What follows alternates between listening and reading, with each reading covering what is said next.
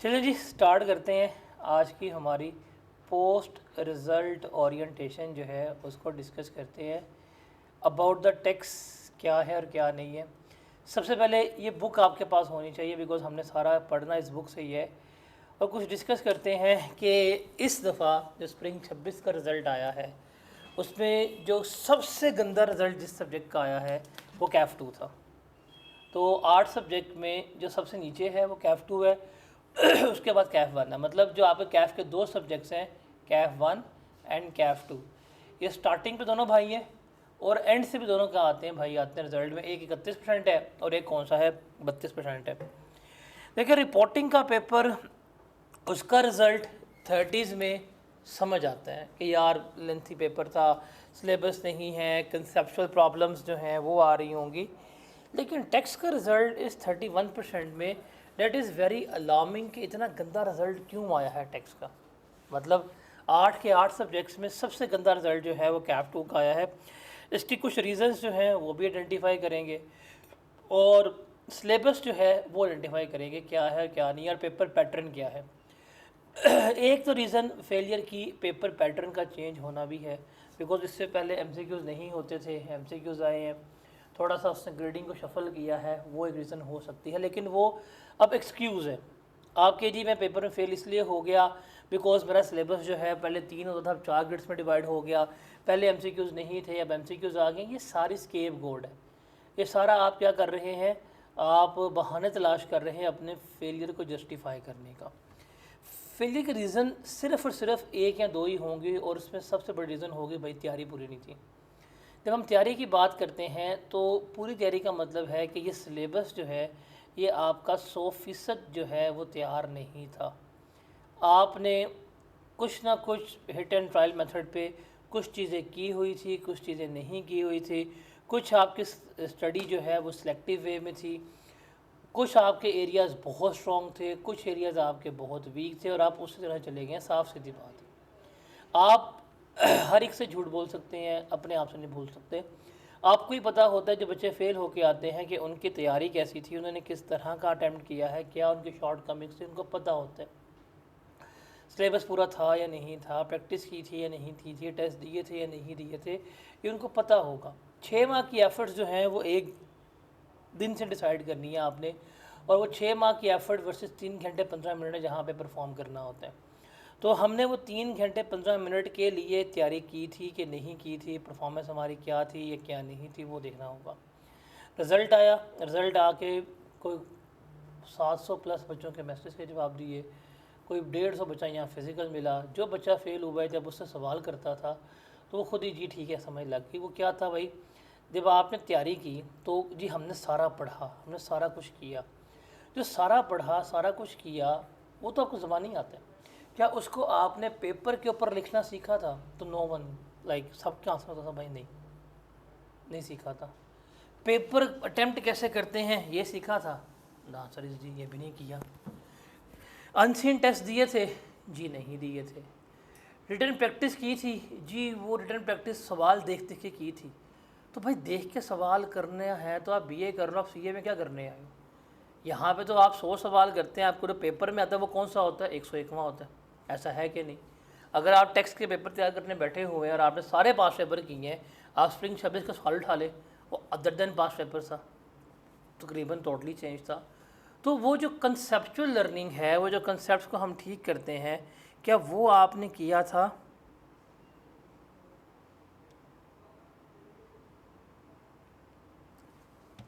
सबका जवाब नो मिलता है।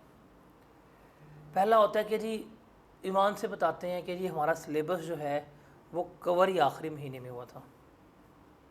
अब आखिरी महीना जो बेसिकली है वो तो रिवीजन के लिए होता है ना। अगर पेपर इनके फेब में थे या मार्च में थे तो इनका सिलेबस ही जाके 15 फेब पे ख़त्म हो रहा है, 20 फेब पे ख़त्म हो रहा है। 10 दिन में क्या रिवाइज़ किया?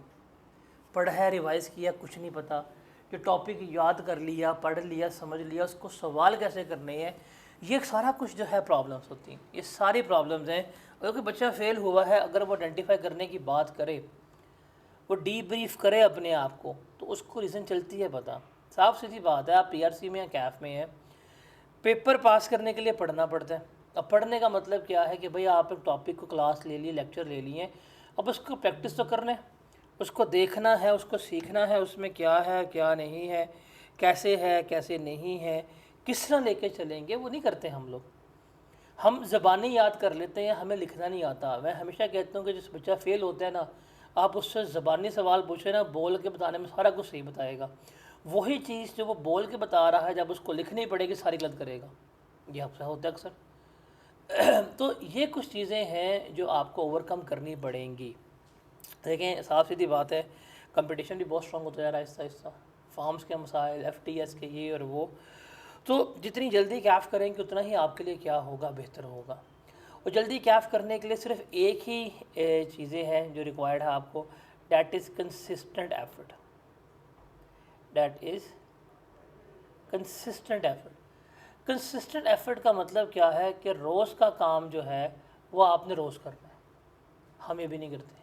PRC पढ़ के आते हैं, हमें पता होता है कि यार PRC निकल गई थी, आखिरी 10 दिन जाके हमने कुछ ना कुछ कर लिया, हाथ पाँव वाले PRC पास हो गई। ऐसा होता है?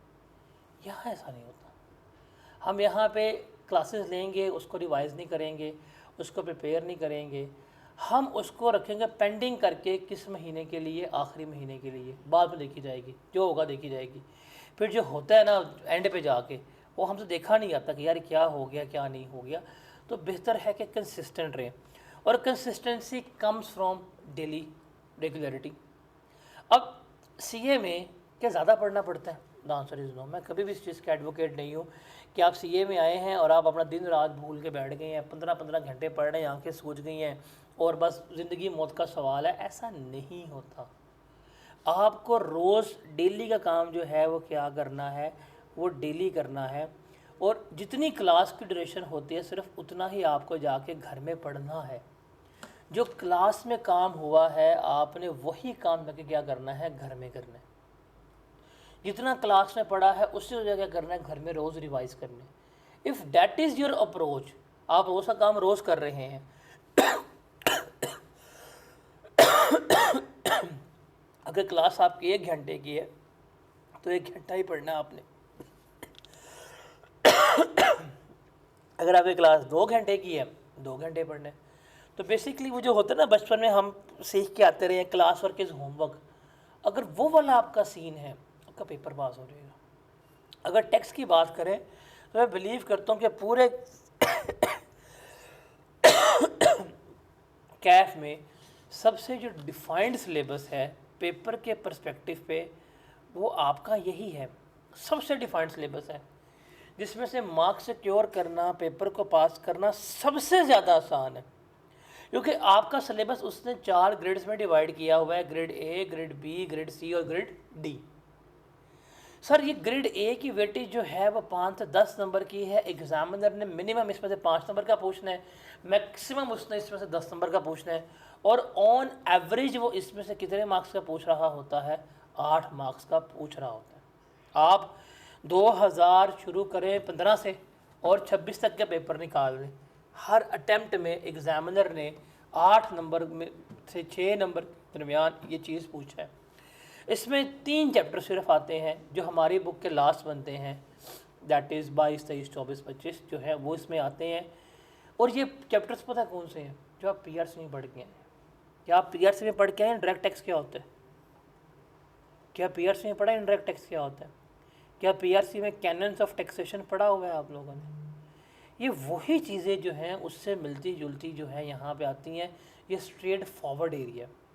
आप जाके एग्जामिनर कमेंट्स पढ़िएगा कि इस एरिया से भी बच्चे मार्क्स सिक्योर नहीं कर पाते, पढ़ते ही नहीं है, चॉइस पे छोड़ जाते हैं।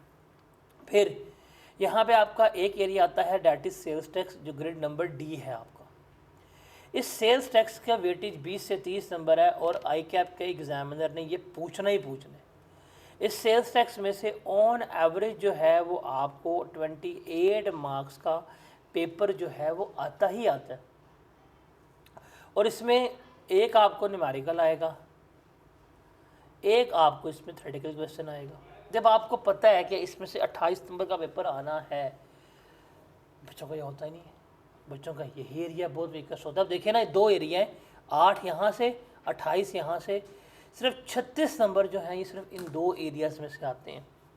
आपको अगर डे 1 पे पता है कि 36 मार्क्स सिर्फ इन दो एरियाज़ में से ही आ रहे हैं, तो क्या ये दो एरियाज़ वेल प्रिपेयर्ड होने चाहिए कि एवरेज होने चाहिए? जब आपको डे 1 पे पता है कि मैंने आज आई कैप में जाना है, आई कैप में ये दो एरियाज़ हैं जिसमें से मुझे 36 नंबर का पेपर आना ही आना है। जब आपको डे 1 पे पता है आपके पास 3 महीने, 5 महीने, 6 महीने, 4 महीने या 1 महीना भी है, तो क्या ये एरिया वेल प्रिपेयर्ड होना चाहिए कि बस एवरेज होना चाहिए? साफ सीधी बात है, मैंने कोई पेपर पास करना है, मुझे पता है कि मुझे एग्जाम ने बता दिया कि यार इस एरिया में से 35 नंबर का उसको सवाल पूछना ही पूछना है और वो पूछ रहा है, तो मुझे वो एरिया घोल के पीना चाहिए कि भाई मेरे पेपर ऐसा तैयार हो कि इस 36 में से मेरे मिनिमम जो नंबर हैं वो कितने आ रहे हों, 25 आ रहे हो।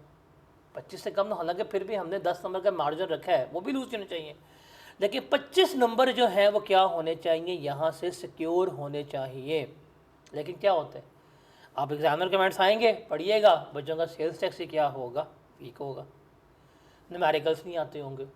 अब देखें, आप एफआर पढ़ रहे हैं, आपको पता है कि पेपर की नेचर क्या है, न्यूमेरिकल बेस्ड पेपर है, इसमें से न्यूमेरिकल्स ही आने हैं। आप पढ़ रहे हैं बीएलडी पढ़ रहे हैं, पेपर की नेचर क्या है, थ्योरेटिकल पेपर है, थ्योरी ही आनी है। आप कॉस्ट कर रहे हैं, डाटा कर रहे हैं, आपको हर सब्जेक्ट की नेचर का पता है कि इसमें से इस तरह का ही पेपर जो है वो क्या होगा, टेस्ट होगा। लेकिन टेक्स्ट का पेपर जो है वो 60-40 की रेशियो में स्प्लिट है कि 60% इसमें से आपको न्यूमेरिकल्स आने हैं और 40% जो है वो क्या आनी है, आपको थियरी आनी है। तो क्या इसमें से खाली न्यूमेरिकल आप तैयार करके पेपर पास कर सकते हैं या खाली थियरी तैयार करके पेपर पास कर सकते हैं? तो दोनों का आंसर जो है नहीं। तो ये बैलेंस्ड वे में पेपर लेके चलना पड़ेगा। न्यूमेरिकल्स तब ही होंगे जब क्या होगी, आपको थियरी जो है वो आती होगी। अब ज़रा मैं आपको दिखाता हूँ कि आपका पेपर पैटर्न क्या है, जिसको मॉडल पेपर कहते हैं, उसको डिस्कस करते हैं क्या है और क्या नहीं है। तो बेसिकली आपका जो एग्ज़ाम है उसका पेपर पैटर्न जो है, उसमें आपके पेपर को दो सेक्शंस में डिवाइड किया गया है, सेक्शन ए में और सेक्शन बी में। जो सेक्शन नंबर ए है ना, particularly that is related to short questions. किसका? Short question. शॉर्ट क्वेश्चंस का मतलब क्या है कि ये 5 नंबर से लेके 10 नंबर तक का सवाल आपको आएगा, ये शॉर्ट क्वेश्चन है। अब इस सेक्शन नंबर ए की रेंज जो है वो 60 से 70 मार्क्स की है, 60 से 70 नंबर तक का एरिया इसमें से टेस्ट होना है। इस दफ़ा जो बच्चे फेल हुए हैं, काफ़ी बच्चों को पेपर के पैटर्न का पता नहीं था। रिपीटर्स हजरात थे, चले गए मुँह उठा के, वैसे वापस आ गए मुँह रख के कि भाई हुआ क्या हमारे साथ। तो इसमें सबसे पहले आपको जो क्वेश्चन 1 मिलेगा वो MCQs का होगा, और गालिबन ये आपको कोई 8 से 10 नंबर के जो हैं वो MCQs मिल रहे होंगे। जैसे 8 MCQs आएंगे, अगर आप इसके मार्क्स देखें, 3 और 1 4 5 6 7 8 9 10, तो 10 नंबर के आपको जो हैं वो पेपर में क्या मिलने हैं, MCQs जो हैं वो मिलने हैं। ये MCQs न्यूमेरिकल बेस भी होंगे, ये MCQs आपके थ्योरेटिकल बेस भी होंगे। MCQs ये आपके न्यूमेरिकल बेस भी होंगे, MCQs ये आपके थ्योरेटिकल बेस। जैसे देखें, ये आपका नॉन रेवेन्यू ऑब्जेक्टिव से MCQs है, ये थोड़ा सा सॉल्व वाला है, ये थ्योरेटिकल है, ये थोड़ी सी कैलकुलेशन है।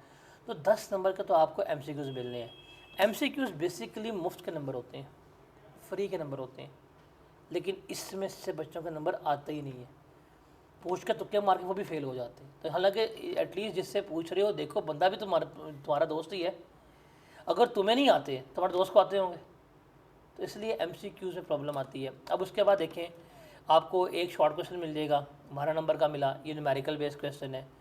एक आपको सवाल ये मिल गया 7 नंबर का। उसके बाद ये देखें 4 नंबर का 2 सवाल है, थ्योरेटिकल बेस है। ये 9 नंबर के एक न्यूमेरिकल है, एक थ्योरेटिकल सवाल है।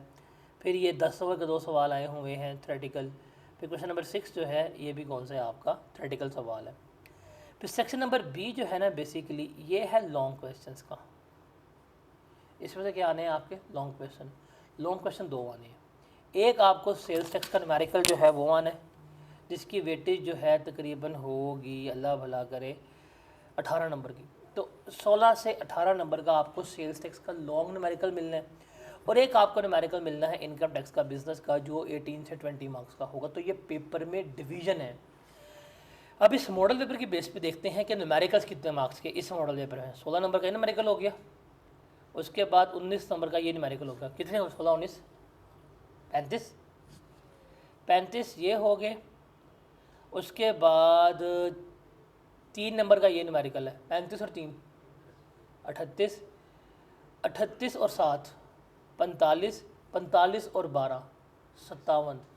इस मॉडल पेपर में देखें तो ऑलमोस्ट 57 मार्क्स जो है वो न्यूमेरिकल बेस्ड है, 43 मार्क्स जो हैं वो किसके हैं? थ्योरेटिकल बेस्ड हैं। तो ये आपके पेपर की डिवीजन है। अगर आप खुद सोच के बताएं, अगर आपको न्यूमेरिकली फुली प्रिपेयर्ड नहीं है या न्यूमेरिकल आपको फुली तौर पे करने नहीं आते, तो क्या पेपर पास हो जाएगा? अगर थ्योरी आपको प्रॉपर्ली नहीं करनी आती तो क्या पेपर पास हो जाएगा आपका? पेपर पास आपका नहीं होगा। तो द थिंग इज़ दैट जो सबसे इम्पॉर्टेंट चीज़ है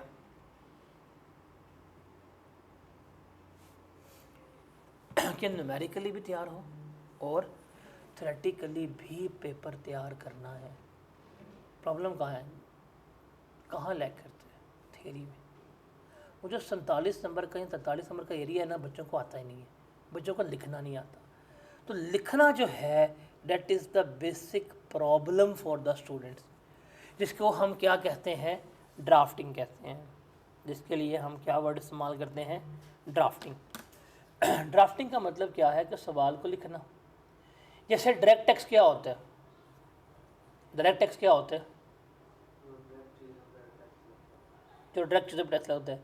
इनडायरेक्ट टैक्स क्या होता है? जो इनडायरेक्टली हम लेते हैं। इसी चीज़ को अगर पेपर में सवाल आएगा, आपने अंग्रेज़ी में एक्सप्लेन करना। यही बात जो आपने बताई है, ये वहाँ पे जब आपने पेपर पे लिखनी है, वो कैसे लिखनी है, वो कैसे प्रेजेंट करनी है, दैट थिंग मैटर्स।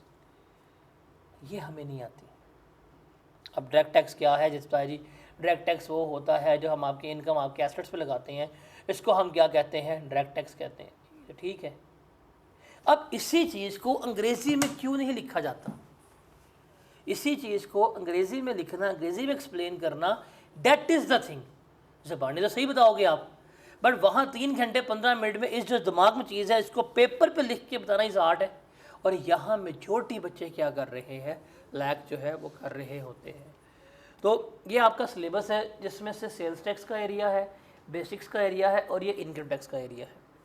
सबसे बड़ा जो एरिया है वो इनकम टैक्स का, जिसकी वेटेज सिर्फ 70 मार्क्स तक की है। इसको हमने 2 ग्रिड्स में डिवाइड किया है। एक इनकम टैक्स चार्जेबिलिटी है और इनका एक इनकम टैक्स की एडमिनिस्ट्रेशन है। इसमें पहले 3 चैप्टर से रिटर्न, असेसमेंट और अपील का, जो बच्चे अक्सर चॉइस पे छोड़ के जाते थे, क्योंकि इसमें से ना कभी आई कैप पूछता था, कभी आई कैप नहीं पूछता था। ये इससे पहले वाले अटैम्प्ट, ऑटम 25 तक के अटैम्प्ट में ना ये ग्रिड में नहीं था। तो कुछ ऐसी अटैम्प्ट हैं जिसमें से आई कैप ने एक सवाल नहीं पूछा होगा, तो बच्चों को होता था यार ये कर लिया, ये छोड़ दूँगा, पेपर पास हो जाएगा। लेकिन जब उसने अब क्या किया है, अब उसने इस चीज़ को ग्रिड में लिख दिया है। किसमें लिख दिया है? ग्रिड में। जब कोई भी चीज़ ग्रिड में आ जाए ना, तो इसका मतलब अब आई कैप ने इस चीज़ को लाजमी पूछना। क्या पूछना है? लाजमी। तो इसका मतलब क्या हुआ कि minimum in return assessment appeal में से 10 नंबर का पेपर आएगा और मैक्सिमम कितना आएगा? 15 नंबर का पेपर आएगा। ये लाजमी है। ये एरिया भी बच्चे छोड़ देते हैं। तो ये सिलेबस जो है वो बड़ा इंपॉर्टेंट है। पेपर का मैंने आपको बता दिया कि पेपर का स्ट्रक्चर क्या है। आपका पेपर में MCQs भी मिलेंगे, आपको पेपर में शॉर्ट क्वेश्चन भी मिलेंगे, आपको पेपर में लॉन्ग क्वेश्चन भी मिलेंगे। आपके वो न्यूमेरिकल बेस भी होंगे, आपके वो क्या होंगे? थ्योरेटिकल बेस क्वेश्चन जो है वो भी होंगे। अब इसकी बेसिस पे अगर एग्जामिनर कमेंट्स पढ़ें, उनको एनालाइज करने की बात करें, तो ये कुछ रीजंस ऑफ फेलियर्स हैं जो क्या है आइडेंटिफाई हुए हैं। जितने भी एग्जामिनर कमेंट्स पढ़ें, अगर आप उनको पढ़ें और आप अपने आप को जज भी करें। देखिए, there are 2 kind of approaches, कि यहाँ तो दूसरों की गलतियों से सीखें या खुद गलती करके फिर सीखें। तो हमारी क्लास में इस वक्त दोनों ऑप्शन अवेलेबल हैं। अपनी गलती से भी सीखना है और किसी की भी गलती नहीं हुई तो वो दूसरे की गलती से सीखते हुए उसको मुकाम इबरत जानते हुए वो गलती क्या करे, रिपीट ना करे। देखें, याद रखना कि फ़ेल होना इज़ नॉट अ प्रॉब्लम। हो जाता है, कोई ऐसा बंदा नहीं जो कि जी मैं फ़ेल नहीं हुआ या वट एवर जो भी है, होते हैं यार। मैं उड़ाऊँगा फ़ोन, उड़ा भी किस में, ऑलरेडी में उड़ा था जब मेरा सबसे अच्छा पेपर तैयार था, जिसके लिए मैं तमाम दोस्तों में ना वो ब्रैक करता था कि भाई तेरे मेरे गोल्ड मेडल आ रहा है, कहते वहाँ रख के मारा, ये पानी नसीब नहीं होता मुझे, तो उड़ा एडमिट करना था, गलतियाँ लगी, बाद में पता क्या है। तो फेल होना गलत बात नहीं है, हो जाता है अप्स एंड डाउन से, तैयारी हुई नहीं, ये नहीं है। बार बार फेल होना प्रॉब्लम है, फेल होना प्रॉब्लम नहीं है, लेकिन बार बार उसी सब्जेक्ट पे फेल होना जो है वो प्रॉब्लम है। अगर आप बार बार फेल हो रहे हैं तो you need structural reforms in your self, कि गलत कहाँ पे हो रहे हो, कहाँ पे गलती है। जहाँ पे भी रिज़ल्ट का, जब पर्टिकुलरली अगर मैं बात करूँ, पर्टिकुलरली रिज़ल्ट के बाद जब बच्चे आते हैं ना, वो पढ़ने की बात करते हैं तो ऑलवेज़ आज के जी मैं खुद पढ़ लूँगा, और हम के नहीं हमने बैच शुरू किया पढ़े, तो कहते हैं जी आप तो पैसे कमाने के लिए बात कर रहे हैं। तो बात उनकी भी ठीक है, मैं तो कहता हूँ भैया पास हो, कभी ज़िंदगी मुँह ना दिखाओ मुझे, अगले सब्जेक्ट में मिलो। तो बच्चे कहते हैं नहीं हम खुद ही कर लेंगे, हम सेल्फ स्टडी कर लेंगे, आप बता दीजिएगा। हम कहते नहीं हमने बैच शुरू किया तो आके पढ़ लें, वो नहीं मानते। अब जो सेल्फ स्टडी बच्चा करता है ना, क्या वो टेक्निकली रियलिस्टिकली सेल्फ स्टडी कर पाता है? कभी भी नहीं कर पाता सर। 10 में से 8 बच्चे पढ़ते ही नहीं हैं। ये जो बच्चे फ़ेल होते हैं ये क्लासेस लेने के बाद फ़ेल होते हैं। तो जब क्लासेस लेने के बाद फ़ेल होगे तो सेल्फ स्टडी में पास हो जाएंगे। सेल्फ स्टडी में पास नहीं हो पाता, तो इसकी रीज़न है। रीज़न ये है कि पढ़ना स्टार्ट ही नहीं करते, पढ़ना स्टार्ट करते ही नहीं है। पढ़ना स्टार्ट कब करेंगे? आखिरी महीने में, जब किसी शरीफ आदमी का क्रैश कोर्स आएगा, उसको देखेंगे, कहेंगे हाँ अब पास कर लेंगे। पास मज़ाक करके बैठे हुए हैं, आखिरी महीने में फिर क्या करेंगे? दुआएं मांगेंगे मौजा हो जाए। ये सबसे बड़ी प्रॉब्लम है। कहते हैं जी हम फेल हो गए, हमारे 47 नंबर आए हैं, 43 नंबर आए हैं, हम 5 नंबर से फ़ेल हो गए हैं, हम 7 नंबर से फ़ेल हो गए। ऐसी बात है ना सर, आप 7 नंबर से फ़ेल नहीं हुए। 100 मार्क्स का पेपर था, आपके 57 नंबर नहीं आए। पास होने के लिए 50 चाहिए थे, आप 50 में से क्योर नहीं कर पाए। तो टेक्निकली आपको अगर 40 नंबर आए हैं या 43 नंबर आए हैं, तो टेक्निकली आपके 50-60 नंबर उस पेपर में आपको नहीं आते थे। तो ये आप 1 2 3 4 नंबर से फ़ेल नहीं हुए, आपको 60 नंबर का पेपर नहीं आता था। तो दोबारा पढ़ के क्या आप कर लोगे? नहीं कर पाओगे। हम तो कहते हैं कर लो, कर सकते हो, लेकिन नहीं होता। कंसिस्टेंट नहीं होंगे, रेगुलर नहीं होंगे। There are many kinds of ambiguities in their concept. वो वैसे ही एम्बिग्विटीज़ रहेंगी, उनको क्लैरिफाई नहीं कर पाएंगे। तो जब ये चीज़ें साथ साथ लेके चलते हैं ना, फिर एक और अटैम्प्ट देते हैं, फिर वो दोबारा लग जाती है, फिर दोबारा रिजल्ट आता है, फिर इतना बड़ा मुंह लेके आ जाते हैं, सर देखिए मैंने दोबारा पढ़ा था, फेल हो गया। दोबारा किससे पढ़ा? खुद पढ़ा था। ठीक है, टेस्ट दिए थे? नहीं। लिखा था? नहीं। किसी को चेक करा कि मैं लिखता कैसे हूँ? नहीं। बस मैंने पढ़ा बहुत था। कहाँ पढ़ा था? आखिरी महीने का वो क्रैश कोर्स मैंने अटेंड सारा किया था, वो भी 1.5x पे लगा के। तो भाई क्या होगा? आप देखें, आप अल्लाह के निज़ाम को देखें। 2 बच्चे हैं, खुद सोचिएगा अल्लाह का निज़ाम कितना मुनसिफाना इंसाफ पसंद है। 2 बच्चे हैं, दोनों आई कैप हॉल में गए हैं। एक बच्चे ने 4-5 माह प्रॉपरली पढ़ा है, जो पढ़ने का हक था, लेक्चर्स लिए, टेस्ट दिए, रेगुलर सारा कुछ किया। एक बच्चा वो गया है, एक बच्चा वो गया है जिसने ऑन ऑफ रहा, बंक करता, लेक्चर कंप्लीट नहीं है, आखिरी महीने में के हाथों मारे हैं। कुछ टॉपिक्स आते हैं, कुछ टॉपिक्स नहीं आते, कभी ज़िंदगी में टेस्ट दिया नहीं है, दोनों पेपर दिया बैठ के। कौन सा बच्चा पास होगा? जिसने, वही पास होगा ना। फिर जो फेल हुआ है तो वो फिर गिला किस चीज़ से करते हैं? वो फिर वो क्यों कहता है कि जी मैंने बड़ी मेहनत की थी आखिरी महीने? वो बड़ी ज़्यादा मेहनत आखिरी महीने में नहीं होती। आप उसमें सिर्फ अपने जहन पे जुल्म कर रहे हैं कि आप रटे मार रहे हैं, कर रहे हैं, नहीं हो रहा, याद नहीं हो रहा। आप अपनी अप्रोच को चेंज नहीं कर रहे। You need only one thing. Fail हो गए हैं, you need to identify the weaknesses in your yourself अपनी उस अप्रोच पे आपने ओवरकम करना है। और जो फेल नहीं हुए वो उनको देख लें कि ये इन्होंने गलतियां की है, मैंने गलतियां नहीं करनी। तो ये जब जिस पेपर में ये सारा कुछ कर लोगे, पेपर आपका पास है। अगर नहीं करोगे तो चलते जाओगे, फिर 1 अटैम्प्ट, 2 अटैम्प्ट, 3 अटैम्प्ट, 9 अटैम्प्ट तक लग जाएंगी। अब तो आई कैफ ने डिस्क्वालिफिकेशन भी ख़त्म कर दी है ना, आप बाबे भी हो जाए तो आप कैफ कर सकते हैं, कोई मसला नहीं है, लगे रहे। देखिए उसके बाद क्या होगा। एक चीज़ ना याद रखनी है कि कैफ के स्टूडेंट्स जो है ना वो नॉन सीरियस तो होते हैं, लेकिन वो डिसीजन मेकिंग में बड़े पुअर होते हैं। आपकी मेजॉरिटी होती है decision making upon the basis of the other recommendations. इससे पूछ लिया, इसने बता दिया, वो कर लिया। जिससे पूछ रहे हो वो भी आपका यार है, जिससे बता दिया वो भी आपके साथ है, वो सारे एक जैसे हैं। क्योंकि इनसे पूछा जो इधर बैठे होते हैं, इधर बैठे तो कभी इनकी बात मान के देखिए, जहाँ मानते हो वहाँ पास हो जाते हो। तो ये चीज़ भी बहुत ज़्यादा मैटर करती है। To change in your approach change करनी पड़ेगी आपको, पेपर पास करना है। रिज़ल्ट आया, फेल हो गया, ओके, अब आपने आगे चलना है, बढ़ना है। एक चीज़ अगर आप अपने आप का एहतसाब करें, सेल्फ एनालाइज करें अपने आप को, जो बैड रिज़ल्ट है ना, ये क्या आपको 6 महीने पीछे नहीं ले गया? एक बैड रिज़ल्ट जिस पे आपका पेपर क्लियर नहीं हो पाए, वो आपको 6 महीने पीछे कर गया, ऐसे ही है। और अब आपने है कि मैंने वो पेपर फुल प्रिपरेशन से पास करना है। अगर आप अभी भी वेल प्रिपेयर्ड नहीं होंगे तो क्या आप मज़ीद 6 माह पीछे नहीं हो जाएंगे?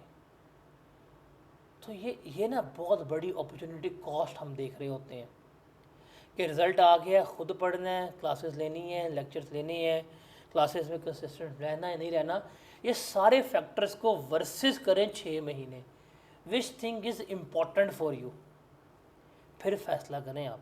ये बहुत क्रूशल टाइम होता है। आप कहेंगे जी मैंने तो अपना कोर्स बेचना, भाई मैं नहीं बेचता, ना करो, मुझे तो कोई टेंशन नहीं, कहीं और से पढ़ लो, जहाँ से मिलता है पढ़ो, बट पढ़ो तो सही। क्लासेस का अल्टरनेटिव कभी भी नहीं होता, there is no alternative of lectures. बेशक आपको आता है, अगर आता होता तो पेपर पास ना होता, साफ सीधी बात है। There is no alternative of classes. Classes हैं, लेक्चर्स हैं, वो आपकी रूटीन डेवलप करते हैं, आपका चेक एंड बैलेंस डेवलप होता है, आप अपने आप को अपने आप को चेक कर रहे होते हैं, आपकी वीकनेसेस आइडेंटिफाई होती हैं, फिर जाके आप उन पर ओवरकम करके पेपर पास करते हैं। तो चीज़ें आपने देखनी है। अब ये रीज़न्स हैं जो एग्जामिनर कमेंट से हमने एक्सट्रैक्ट की हुई हैं कि आपको एग्जामिनर की समझ नहीं आती, टॉपिक की अंडरस्टैंडिंग नहीं है, रिक्वायरमेंट अंडरस्टैंड नहीं होती, प्रेजेंटेशन जो है वो आपकी नहीं होती प्रॉपरली, लिखना नहीं आता, नंबर्स नहीं लिखने आते, करेंसी डिनोमिनेटिंग करनी आती, सिलेक्टिव स्टडी करते हैं, पुअर टाइम मैनेजमेंट होती है आपकी, पेपर पूरा नहीं होता, साफ सीधी बात है। अब एक सवाल है 10 नंबर का, वो 18 मिनट में करना है, हम नहीं करते। हमें आ रहा है, मज़ा आ रहा है लिखने का, हम उसके ऊपर आधा घंटा लगा देंगे। आप उसके ऊपर अगर एलोकेटेड टाइम से ज़्यादा टाइम स्पेंड करेंगे तो that will take the time of other questions, eventually वो नहीं हो पाएंगे, पेपर क्या हो जाएगा आपका, फेल हो जाएगा। ये प्रॉब्लम है। कंसेप्ट भूल जाते हैं, ये है कि नहीं, सारा याद किया भूल गया, याद किया भूलता नहीं, रट्टा भूलता है, हमेशा ये भी याद रखना, जो चीज़ याद की है वो भूलता नहीं है। जैसे एसेट्स क्या होते हैं, एसेट्स इंक्रीज़ हो क्या होते हैं, डेबिट के क्रेडिट, क्यों नहीं भूले, ये याद की है ना। इनकम इंक्रीज़ हो क्या होती है, इनकम इंक्रीज क्रेडिट होती है, क्यों नहीं भूला, ये चीज़ें याद थी। तो जो कंसेप्ट याद रहेंगे वो याद रहेंगे, जो रट्टा मारोगे, जो क्रैम करोगे, वो हमेशा आपको क्या होगा, भूलेगा। फिर सिलेबस की तैयारी नहीं होती, पता ही नहीं बच्चों को कि भाई किस चैप्टर में से कितने मार्क्स का पेपर आना है, पता ही नहीं होता, अन्य वहाँ लगे रहते हैं। फिर प्रैक्टिस कुछ एरियाज़ की बहुत ज़्यादा प्रैक्टिस कर जाते हैं, कुछ एरियाज़ को हम हाथ ही नहीं लगाते।